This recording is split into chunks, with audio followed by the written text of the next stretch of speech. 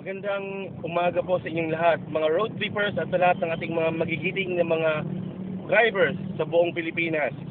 Dito po tayo ngayon upang bigyan ng karagdagang pagpapaliwanag at karagdagang kaalaman sa ating isang napakagandang imbensyon at isang bagong tuklas na gadget kung saan ito ay magbibigay sa atin ng kaginhawaan, lalong-lalo na sa ating pangangailangan sa ating fuel, lalong-lalo po sa mga driver natin na talagang nahihirapan dahil sa taas ng presyo ng ating gasolina. Kaya kasama po natin ngayon ang utak at nasa likod nitong gadget na tinatawag po nating Oxygen 20. At dito po siya ngayon upang bigyan tayo ng karagdagang pagpapaliwanag kung gaano kahalaga at kung ano po ang mga benepisyo na ating makukuha sa gadget na Oxygen 20. Magandang umaga po sa inyo, sir. Magandang umaga po. Ayan. Bigyan niyo po kami ng explanation or sabihin ko po muna ano po yung ano po pangalan ng inyong gadget talaga. Tinatawag po itong Oxygen 20. Ito ay gadget na responsable na para ito titipid yung consumption ng makina. Kasi kung wala ito, yung fuel na kailangan na kinakain niya is naka-designate po ito sa kanyang diameter ng piston. Kaya kung 1.3 yung engine na ito, di 1.3 talaga yung kakainin sa isang oras na aandar. Ngunit kung gagamit na ito ng Oxygen 20, ang mangyayari nito, halos na lang yung oxygen ang kinakain niya, kunti na lang yung gasolina. So, ang isang oras nito, kapag gumamit ka ito ng Oxygen 20, ang labas ito isang oras is 500 ml na lang instead na 1,300 ml per hour.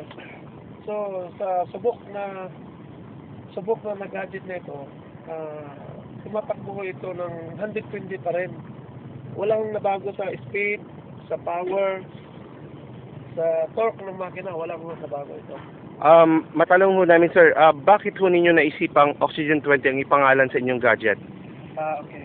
Ang Oxygen 20 kasi, yun ang perfect combination ng oxygen doon sa gasoline na kinakain niya per second. So, kaya tinawag ko itong Oxygen 20 kasi yung perfect na combination na gasoline na pumapasok doon, yung ang daragdagang hangin, yung oxygen na talagang magbibigay ng exact na proportion para puputok doon sa loob na perfect combination. Alright, so napakahalaga po pala ng papel ng oxygen na dinadagdag ho natin doon sa gadget na ito. Matanong ho namin, sir, paano ho ba ito nilalagay sa sasakyan? Ito napakadali ito ilagay kasi dalawa lang po yung connection nito. Itong wire na ito, nakakunik po ito sa ignition switch. Na kung i-switch on mo doon, mag-aandar na itong gadget na ito para magbibigay na ng hangin doon sa loob sa carburetor. So once na in-start ko yung fan, automatic magsusupply siya ng oxygen dito sa loob. Yun ang kadalasan mas marami nang pumapasok na oxygen kaysa sa gasoline. So pag in-off mo yung ignition switch, automatic mag-off din itong gadget na ito. Okay. So, sa tingin po ninyo, ano ho yung lead time or gaano po katagal? Halimbawa, may isang interesado magpalagay sa kanyang sasakyan ng Oxygen 20, mga ilan ho yung estimated length of time na pwede ho nating matapos ang pag-installation ng ating gadget? Sa installation ng isang sasakyan, estimate ko for 4 days. 4 days ang maximum na estimate ko na makabit ko ito kasi titingnan natin kung magkano yung matitipid niya sa nakaraan at sa nakabitan na siya ng Oxygen 20. Para sigurado na matipid talaga, makikita yung tipid niya kung ilang porsyento. Kasi sa ngayon, itong makinang ito na Mitsubishi 1992 model, ginabitan ko ito ng Oxygen 20. Ang kinakain na lang niya 500 ml instead sana na sa brand new ito is 1.3 liter per hour. Ano pong modelo ng sakyang na to na ginamitan ho nyo ng gadget? Model 1992. So ilang taon ho siya ngayon? more or less, nasa 17 years na ho ito eh. 17 years old na. Dapat deteriorated na ito. Ibig sabihin, yung mga pisa na sa loob talagang worn out na. Hindi mo na talaga masasabi na maganda pa yung operation niya doon sa loob.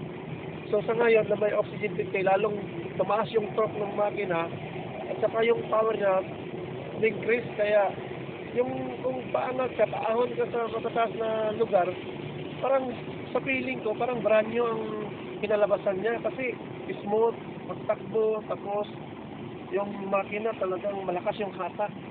Okay.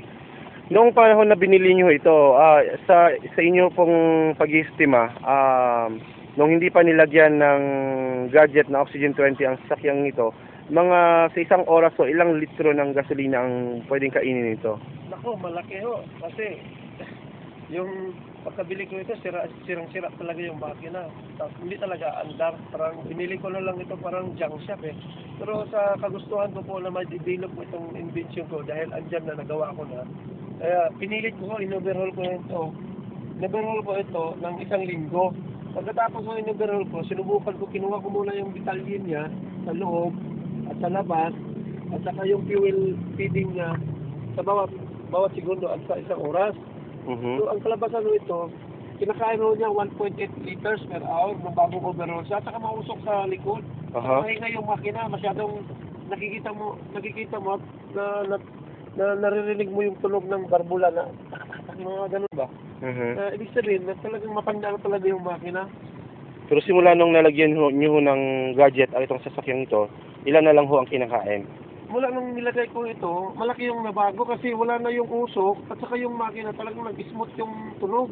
Napakaganda at saka hindi umiinit yung makina kahit nahawakan mo isang oras ito, mahawakan mo kasi hindi siya umiinit. At saka, lalong mabilis at saka madaling arangkada. Okay. So, sir, para po sa malinawan ho ng ating mga nanonood nitong video ito, pakituro kung saan ho yung particular na gadget na sinasabi ho natin dito. Ito ho yung gadget. So, itong linyang ito, galing ito sa ignition switch. Kasi itong linyang ito ay may connection doon sa loob na humihigop ng hangin. Humihigop ng hangin dito, itong tubong ito, pumapasok ito doon sa carburetor. Na siya naman ang kailangan ng carburetor na pinakukunan ng hangin. So, ibig sabihin, kung wala ito, hindi ito inaandar kasi ang nakakontrolo, ito nagkukontrol sa makina ngayon. Ibig sabihin, kung mayroon akong tinanggal dito, isa sa dalawa nito, itong makina, kahit na anong mangyari, hindi ito aanar, kahit na ilang start. Hindi andar. Hindi andar. Okay.